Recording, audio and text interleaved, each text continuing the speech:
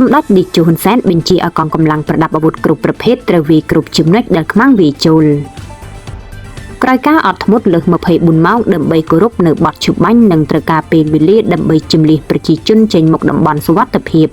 កាលពីល្ងាចម្សិលមិញថ្ងៃច័ន្ទទី8វីរៈកងទ័ពកម្ពុជាបានតបតបន្ថែមដោយយប់មិញនិងព្រឹកថ្ងៃអង្គារនេះតាមរយៈសំណេរបញ្ជាក់លើបណ្ដាញសង្គមនាព្រឹកថ្ងៃនេះសម្ដេចតេជោហ៊ុនសែនបានថ្លែងថាតាមនាយករដ្ឋមន្ត្រីថៃអនុទីនបានប្រកាសថា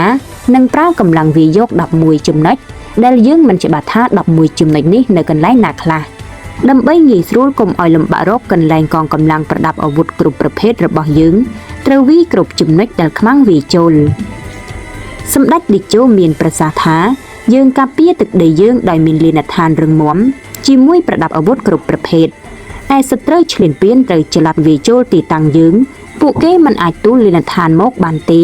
ហើយក្បាលពួកគេក៏មិនបានប៉ាន់ដែកដែរស្ថានភាពនេះផ្ដល់ប្រៀបឲ្យយើងអនុវត្តយុទ្ធវិធីកំទេចកម្លាំងរស់របស់សត្រូវតាមរយៈការចាត់តាំងទុកទល់សម្ដេចតេជោបញ្ជាក់ថាសម្រាប់មេទ័ពថៃបានប្រកាសថាដើម្បីសន្តិសុខប្រជាជនថៃត្រូវបំផ្លាញសមត្ថភាពកម្លាំងការពារជាតិរបស់កម្ពុជាសម្រាប់រយៈពេលវែង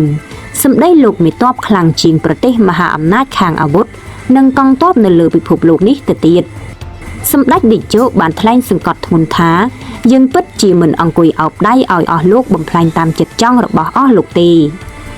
ចុងក្រោយខ្ញុំកំពុងតាមមើលមនុស្សមួយចំនួនដែលកាលពីកម្ពុជាតបតដើម្បីការពារខ្លួនកាលពីខែកក្កដាពួកគេចោទយើងថាល្មោបសង្គ្រាមពេលយើងអត់ធ្មត់គោរពបទឈប់បាញ់និងចង់ដោះស្រាយដោយសន្តិវិធីគេចោទយើងថាខ្លាចថៃមិនហ៊ានវាយឬកាត់ដីឲ្យថៃដើម្បីដូរយកសន្តិភាពពេលនេះយើងវាយដើម្បីការពារខ្លួនទេហើយតើពួកគេនឹងនិយាយថាម៉េចទៀតកម្ពុជាត្រូវការសន្តិភាពតែកម្ពុជាបង្ខំចិត្តវាយតបតដើម្បីការពារទឹកដីយើង